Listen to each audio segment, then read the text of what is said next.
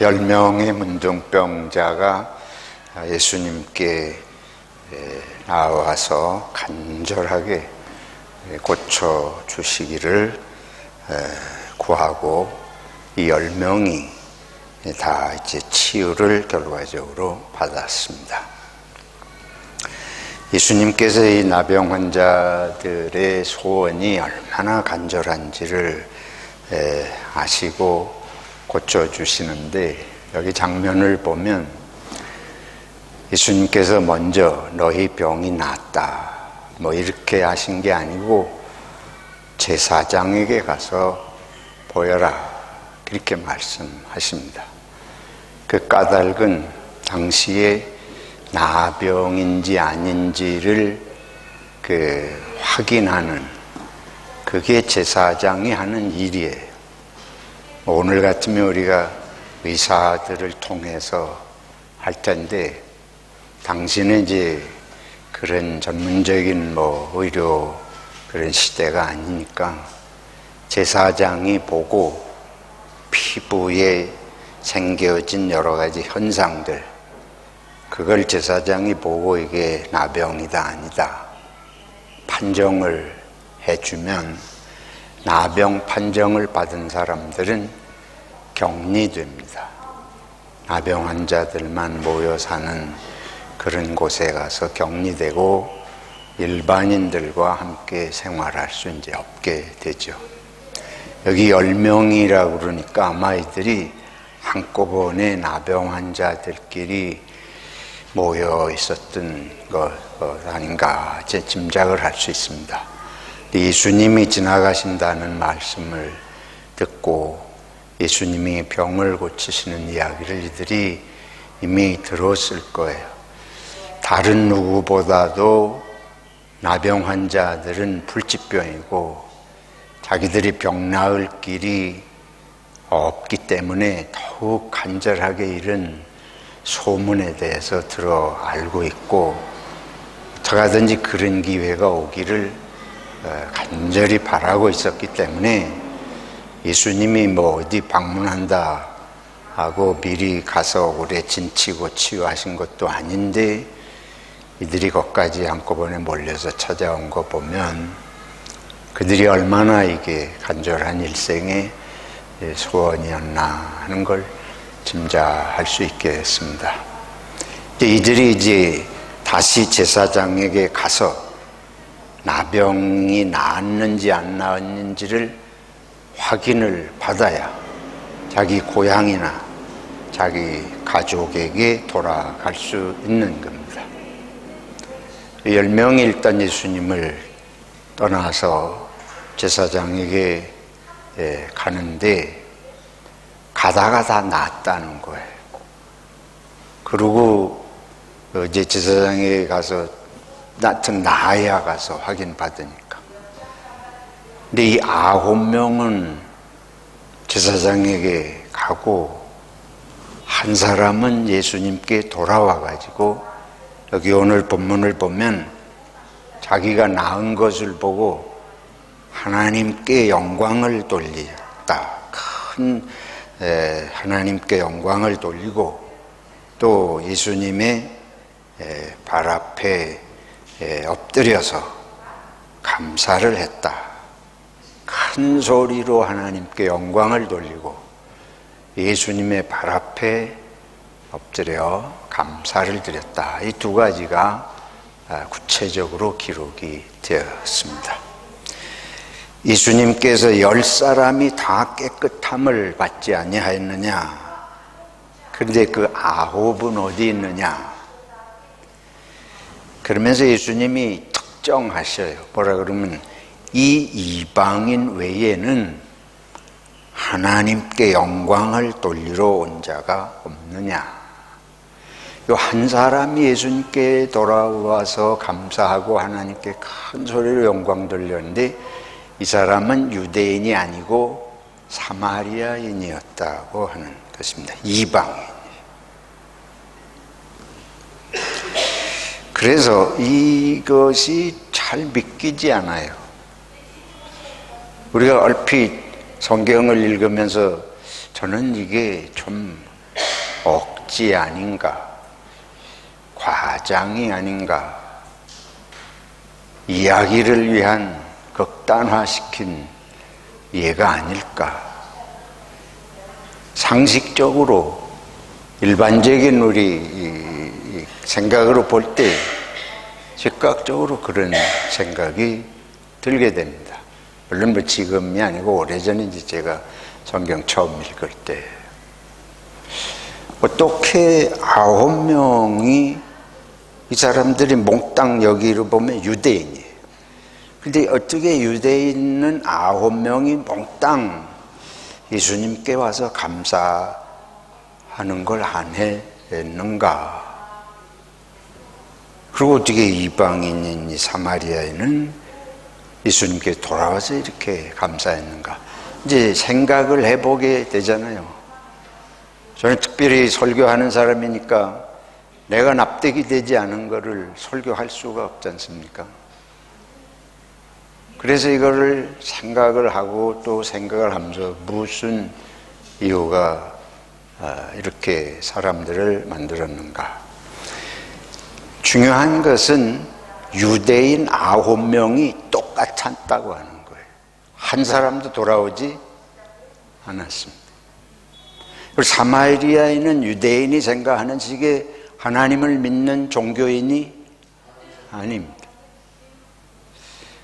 근데 이거를 예수님께서 아주 선명하게 대비해서 이 장면을 말씀하고 있습니다. 9명이 하나같이 예수님께 돌아와서 감사하지 않았다 하면 그거는 분명히 이유가 있는 거예요. 그 무엇이겠는가? 유대인들은 우리가 아시다시피 조상 대대로 골수 분자들처럼 여호와 하나님을 믿는 종교인들입니다. 유대 사회 자체가 종교 사회예요. 유대 사회는 종교로 시작해서 종교로 끝나는 사회입니다. 한국 사회처럼 어떤 사람은 불교 믿고 어떤 사람은 뭐 기독교 믿고 이런 게 아니고 유대인은 나면서부터 죽을 때까지 한 사람도 예외 없이 다 유대교인입니다. 다 여호와 하나님을 믿는 사람들이 그게 수천 년의 역사가 있습니다. 그리고 그들은 모세가 시내산에서 받은 십계명을 비롯해서 모두가 율법을 알고 배우고 평생 그거를 지키도록 사회 전체가 그렇게 되어 있는 사회입니다.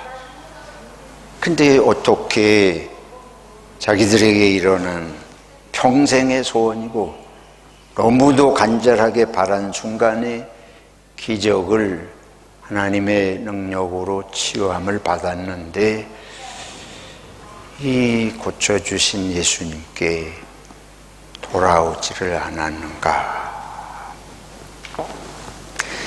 여기서 우리들이 이거는 개인의 문제가 아니고 그 사회의 문제라고 하는 것을 우리들이 생각을 하게 됩니다. 그 사회가 이 사람들을 그렇게 만들었습니다. 그러니까 그 사회, 그 문화, 그 종교적인 관습, 종교적인 풍습 속에 이들이 살았는데 이 상황에서는 정말 신앙인다운 모습을 볼 수가 없는 거예요. 그러니까 저와 여러분들이 이미 기독교인이라고 생각하는 우리들에게 깊은 생각을 하게 하시는 내용이라고 볼 수 있습니다.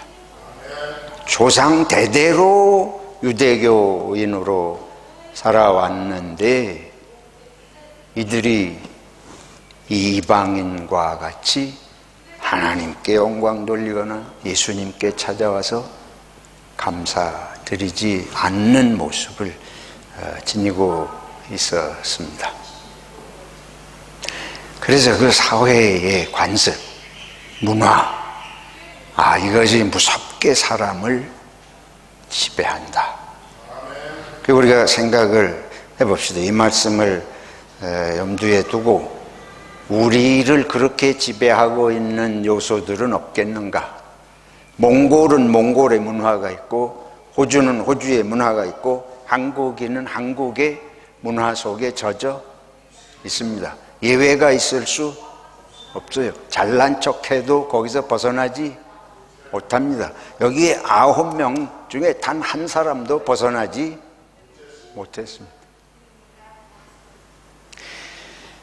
첫째로 우리 이 문화를 생각을 해보면 우리의 종교적인 문화는 수없이 말씀드린 대로 무교의 기복성, 불교의 개인중심적인 내적인 평안의 추구, 유교의 출세지향적이고 성공지향적인 그런 수직문화, 이게 한국의 수천 년을 지배한 종교적인 문화예요. 그러면 그게 저와 여러분 속에 100% 다 몸에 배어 있을 수밖에 없습니다. 거기서 예외가 있을 수 없어요. 기복, 복을 원하는 건 뭐 인간의 기본적인 심성이에요. 누구도 복 받기 원하지 않는 사람이 없어요.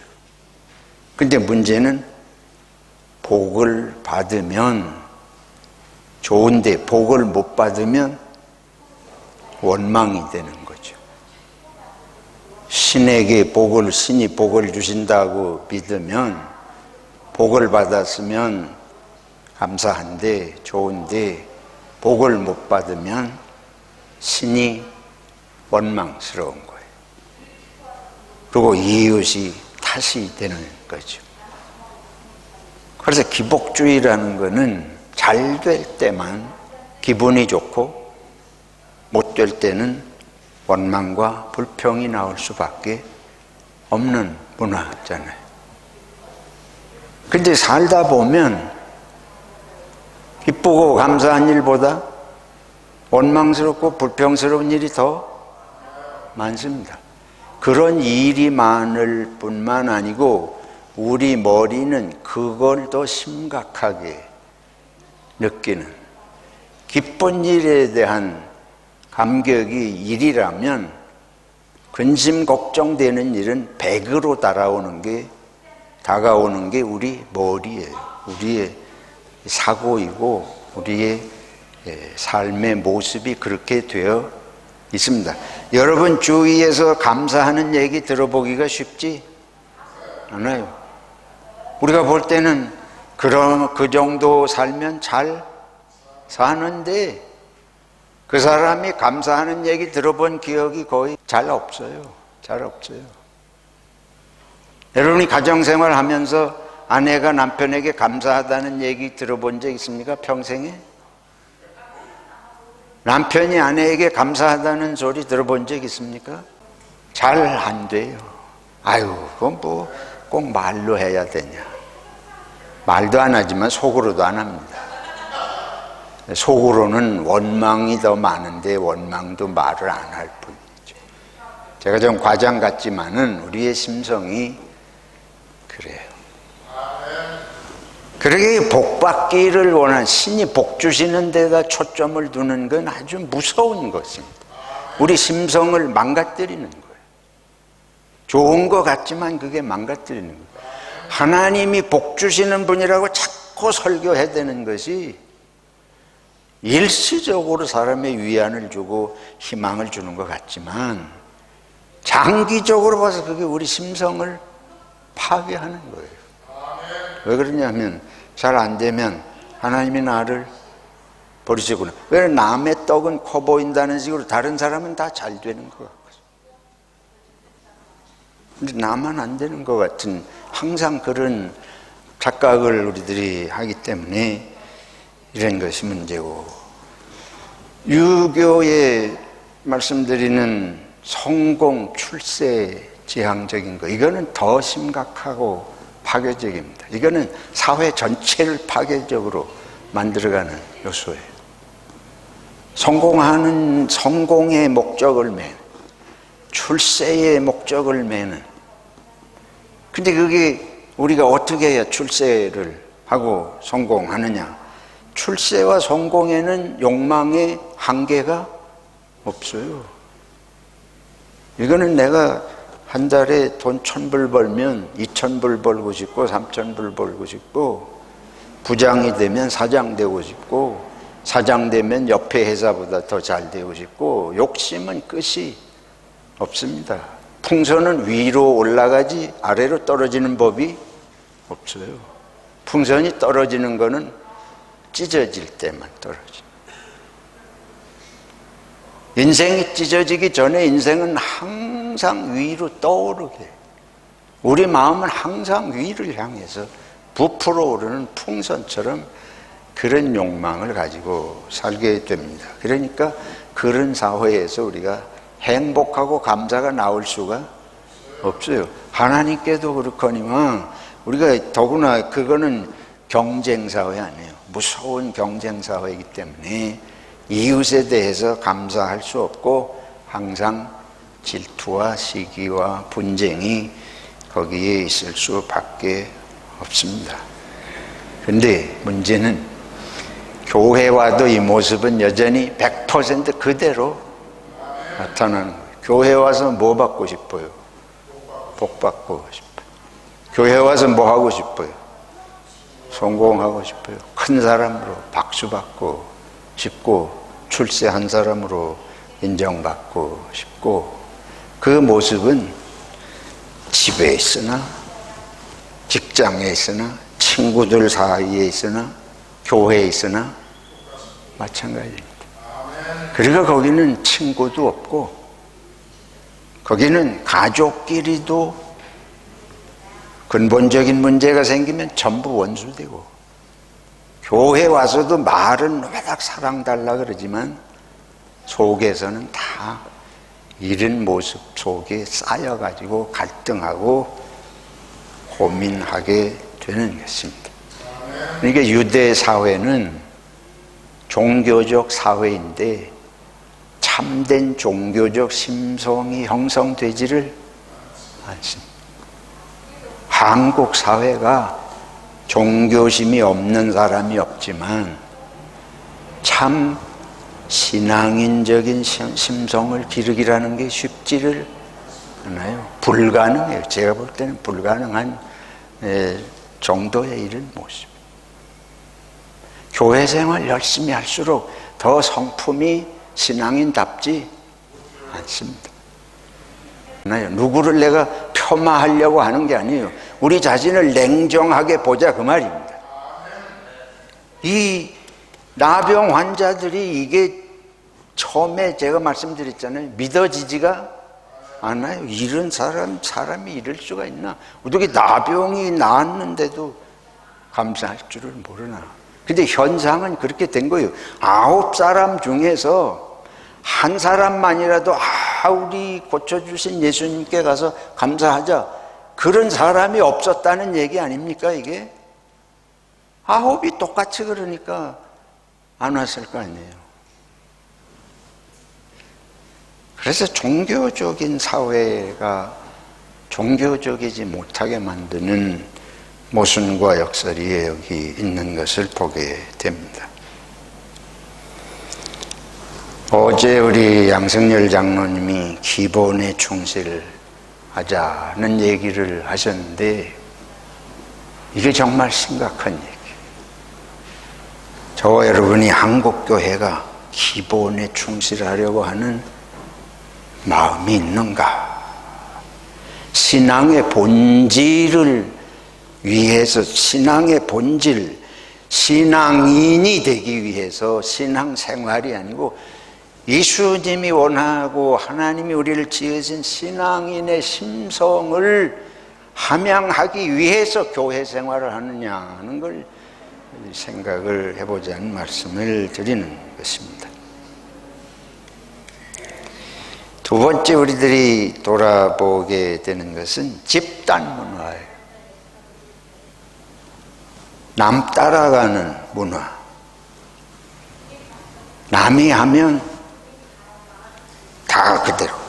하나님 앞에서 생각해보고 뭐 이런 거 없어요. 남이 하는 대로 다 하는 사람 보는 거죠. 자, 여기 제사장에게 가서 보여라. 이게 뭘 말해요? 제사장에게 가서 보여야 되는 이유가 뭡니까? 나병이 나은 것을 확인받는 거예요. 근데 그건 좋은 표현이고, 제사장에게 나병이 나은 것을 인정받고, 인정받는 거예요. 인정. 그건 왜 인정받아요? 내가 이제 사회에 가서 다른 사람들에게 떳떳하게 살아갈 수 있기 위해서. 그러니까 제사장에게 보이는 건 다른 측면으로 보면 사람들 앞에 나타나고 보일 수 있는 그런 인증을 받으러 가는 것입니다. 예수님께서 항상 이 책망하신 것 중에 하나가 외식한다. 유대인들이 겉만 꾸민다. 아주 무섭게 책망하십니다. 한두 번이 아니에요. 그러니까 우리 한국 문화도 뭐라 그래요? 호시. 남에게 보이는 거 중심이에요. 보이기 위해서 살아요. 보이기 위해서 사는 거예요. 모든 걸 보이기 위해서예요. 그러니까 모든 걸 외모 중심으로 인간에게 사람 보이기 위해서 하는 그런 중심의 문화가 되어 있지 않습니까? 인류대학에 왜 가요? 남에게 보이기 위해서. 그게 살아남는 길이고, 여러분 인류대학 다닌 사람들 자랑 안 하는 사람 보셨습니까?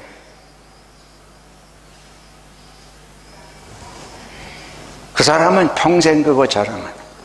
그러기 위해서 인류대학 보내고, 회사도 보통 회사는 안 가잖아요. 전부 인류회사, 큰 회사, 유명해진 거. 그게 자기가 성공한 거예요. 그게 성공의 징표예요. 그러니까 교회도 어디 교회 가야 돼요? 큰 교회 가면 내가 성공한 기독교인이지. 불편하시죠, 여러분? 자신을 직시하셔야 됩니다. 왜 그래요? 저는 내가 큰 교회 못하면 그게 내가 실패한 것 같은 생각이 들게 돼 있어요. 문화가 그렇잖아요, 문화가. 아마 여러분도 늘 그렇게 생각하실 걸. 아이고, 내가 소망교회나 같은 데 나가서 이거 지내들. 여러분들이 교회 오면은 숫자부터 생각하실 거예요. 내가 큰 교회에서 뭐 이러고 있었는데 이것도 교회냐? 저나 여러분이 우리 속을 지배하고 있는 근원을 뿌리채 파내지 않으면 이 9명의 나병 환자를 면할 수가 없습니다. 우리는 보이기 위해서 신앙생활해요. 안 보이는 데서는 신앙생활 안 하는 거 틀림없어요. 여러분, 내가 볼 때 나도 그렇고 여러분도 그렇고 안 보이는 데서 신앙인답게 살지 않습니다. 우리 한국 교회가 안 보이는 데서도 신앙인답게 사는 게 기독교인이 됐다면 세상에서 기독교가 욕을 먹을 이유가 없는 거 아니에요. 우리 그렇게 안 돼요. 이게 우리의 실상이에요. 제 모습이고 실상이에요. 아주 거기에 찌들어 있습니다. 장로교 다니고 얼마나 그건 안심이야. 아, 이게 다 남들이 많이 가는 교단. 큰 교회, 안심이야. 유명한 목사, 아, 그 설교가 맞는 거야. 안심이야. 근데 이런 것들이 다 허망한, 이게 다 알맹이가 없는 것입니다. 예수님께서 그런데 진리가 있다고 그러면 예수님이 로마 황제로 오시죠. 로마인으로 태어나시죠. 저 이스라엘에, 그것도 저 갈릴리 시골에 왜 나시? 근데 이런 얘기를 평생 들어도 여러분 바뀌지 않습니다. 여러분 평생 들어도 바뀌지 않습니다. 장담을 하는데 바뀌지 않습니다. 왜? 여기 나병 환자들이 그 증거예요. 나병이 나았는데도 감사할 줄 모르는 건 이 심성이 그 순간에도 이게 얼어붙어 가지고 감사하는 걸 안 하고 먼저 제사장에게 쫓아가는 거예요. 사람에게 보이는 거 먼저, 인정받는 거 먼저. 거기에 신앙적인 가치관이 형성이 되고 그게 나를, 사람이 있을 때나 없을 때나 나를 지배하고 주장하는 그런 것이 형성되지 않습니다. 성경에 하나님은 사람을 외모로 보시지 않는다.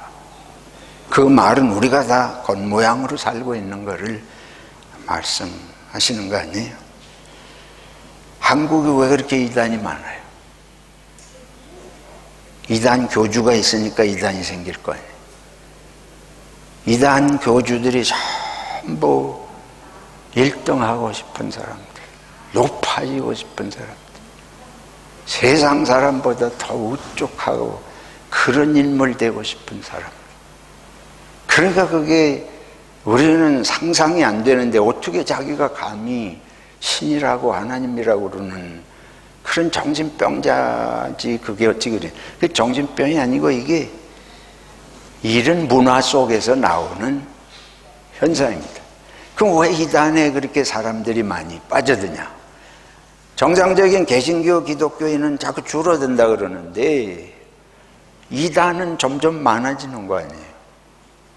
통일교 교인들이 그렇게 문선명이 죽었는데도 많아지고 이만희 신천지 따라가는 사람이 어떻게 그렇게 많냐?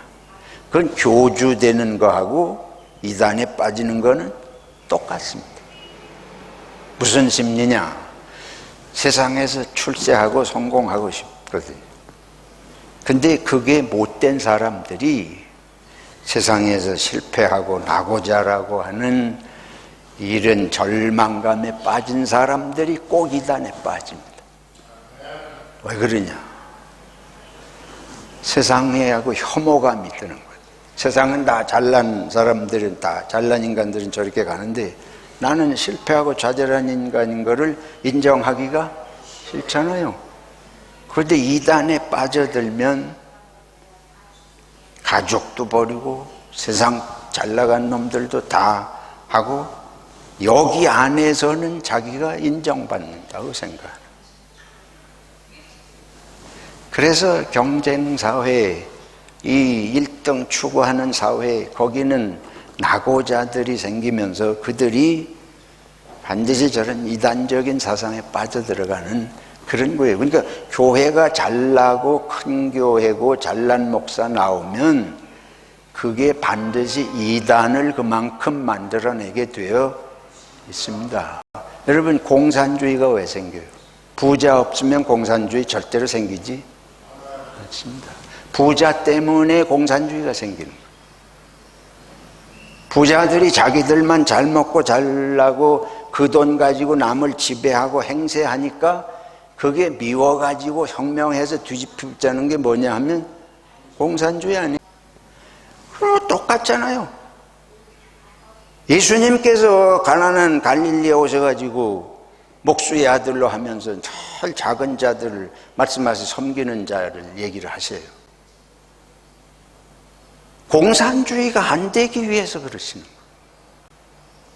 폭력혁명으로 유대인들이 항상 로마를 뒤집어 엎을 생각만, 그렇지 않습니까? 유대인들은 꿈만 꾸면 로마를 뒤집어 엎을 생각. 로마가 지배하면서 자기들을 고통하고 돈 다 뺏어가고 하니까.